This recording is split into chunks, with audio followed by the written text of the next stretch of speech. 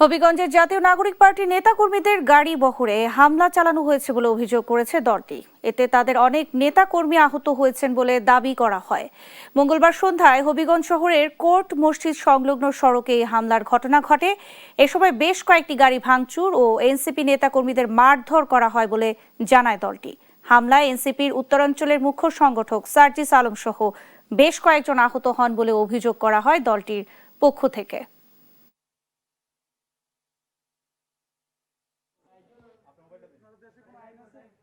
হাত ভেঙে গেছে, কারো মাথা ফেটে গেছে, ক্যামেরা ফোন সব ওই জিকে গাউসের ছাত্রদল যুব দলের সন্ত্রাসী বাহিনী সব নিয়ে গেছে। যুব দলের সন্ত্রাসী ক্যাডাররা, জিকে গাউসের ক্যাডাররা, তারা আমাদেরকে আক্রমণ করে হাসপাতালে পর্যন্ত ঢুকতে দেয় নাই। এখন আমি যখন আমার ভাইদের নিয়ে যাচ্ছিলাম, তারা আমার হাতে পর্যন্ত রড দিয়ে বাড়ি মারছে, ইট মারা শুরু করে, এরপরে রড থেকে শুরু করে যত ধরনের তাদের লাঠি সোটা এগুলো তারা মারা শুরু করে।